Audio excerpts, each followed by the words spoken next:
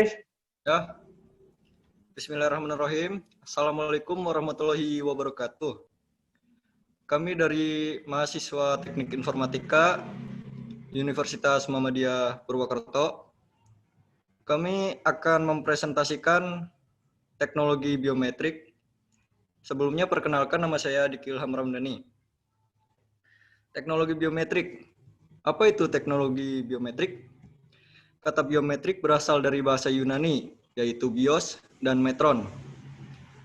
Bios sendiri artinya hidup, sedangkan metron berarti mengukur.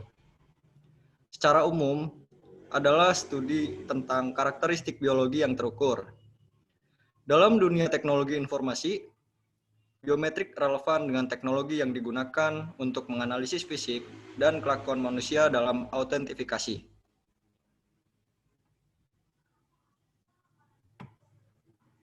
Ya, saya akan melanjutkan presentasi dari Diki Ilham Ramdhani. Perkenalkan, nama saya Ahmad Ramdhani. Saya akan mempresentasikan tentang pemindai biometrik. Pemindai biometrik adalah alat yang menggunakan data biometrik untuk mengidentifikasi individu berdasarkan pengukuran karakteristik fisiologinya. Karakteristik fisiologi ini memberikan kemampuan untuk mengontrol dan melindungi integritas data sensitif yang tersimpan dalam sistem informasi. Biometrik merupakan suatu metode komputerisasi yang menggunakan aspek biologi, terutama karakteristik unik yang dimiliki oleh manusia. Karakteristik fisiologi unik yang dapat digunakan adalah sidik jari dan retina mata. Kedua hal ini terdapat pada tubuh manusia, namun selalu berbeda setiap orangnya, sehingga dapat dijadikan sandi untuk pengidentifikasian. Dan memiliki dua fungsi, yaitu identifikasi dan verifikasi. Dan di samping itu, biometrik memiliki karakteristik seperti tidak dapat hilang, tidak dapat lupa, dan tidak mudah dipalsukan karena keberdayaan melekat pada manusia, di mana satu dengan yang lain tidak akan sama.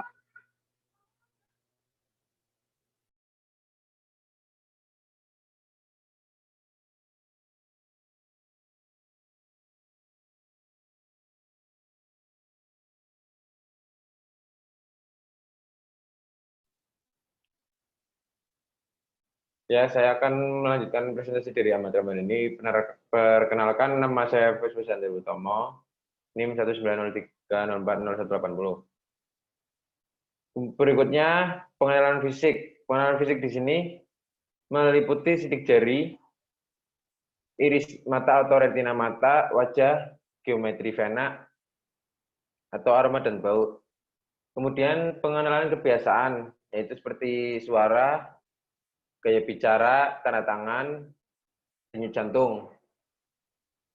Selanjutnya, karakteristik dipilih karena faktor spesifik yang membuatnya cocok untuk pengukuran biometrik dan identifikasi atau autentikasi. Ketujuh faktor tersebut meliputi yaitu universal. Setiap individu pasti mempunyai karakteristik masing-masing. Kemudian unik, yaitu semua orang memiliki perbedaan karakteristik antar individu. Berikutnya permanen. Bertahan cukup lama ya. Sampai manusia itu meninggal pun masih melekat. Terus kemudian penerimaan. Keterbukaan orang terhadap teknologi atau proses biometrik tertentu. Kemudian pengelakan. Yang kemudian lagi kinerja atau ketepatan pencocokan. Kemudian kolektibilitas, yaitu kemudian kemudahan dan kemudian memperoleh dan mengukur.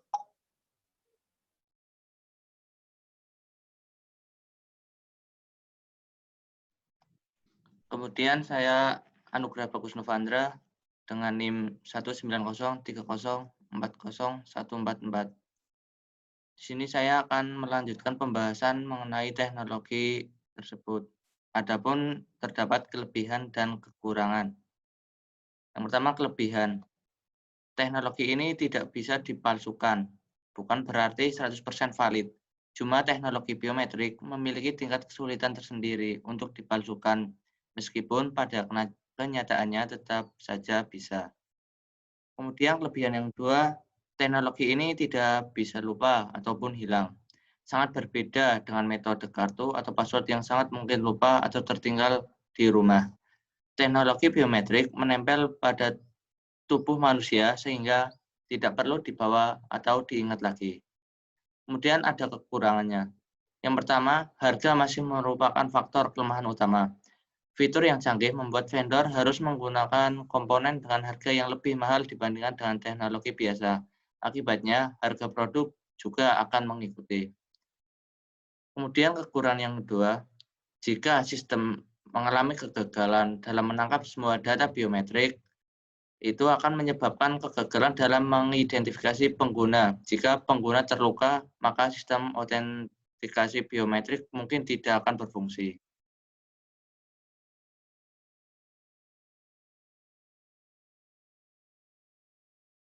Kemudian ada jenis pengukuran dalam biometrik yang dipergunakan.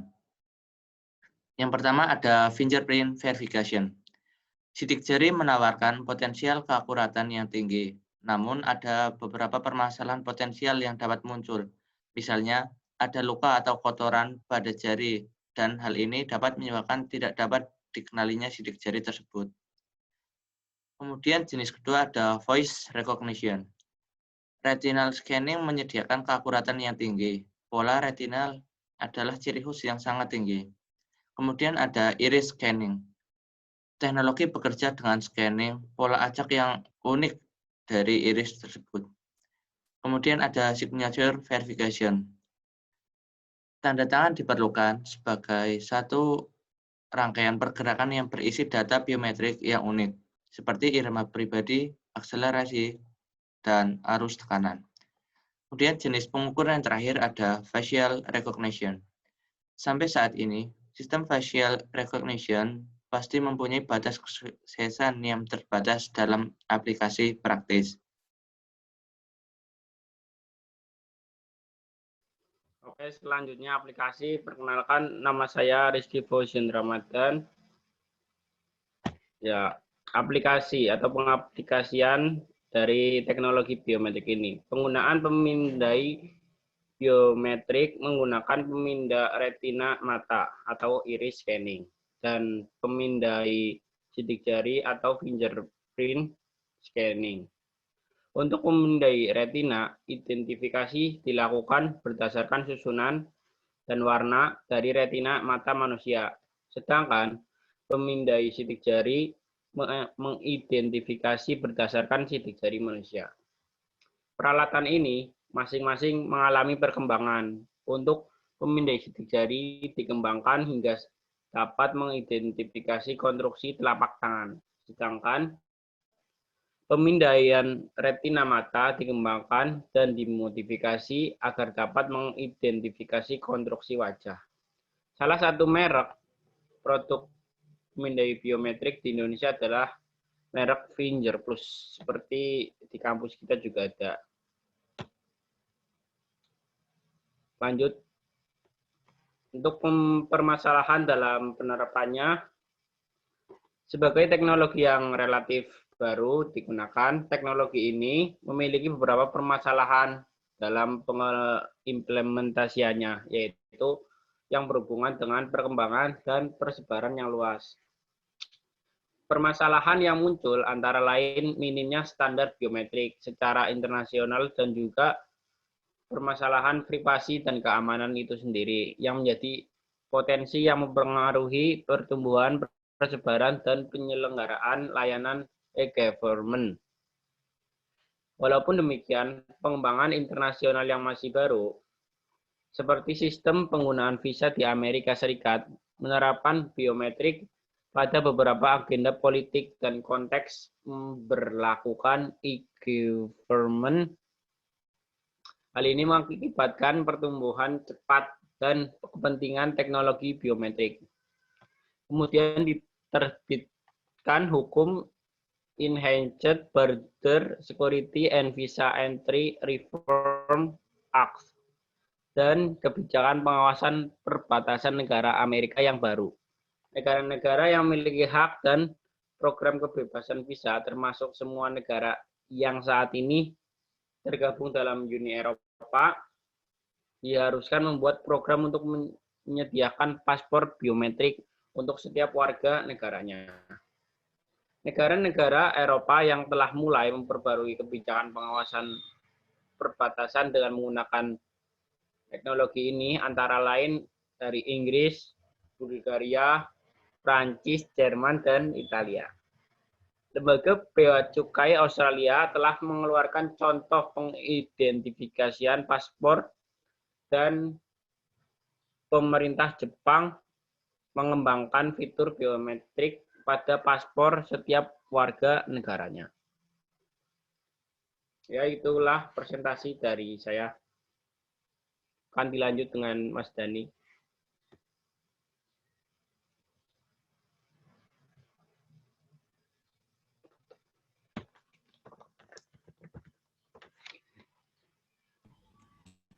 Ya, sekian presentasi dari kami.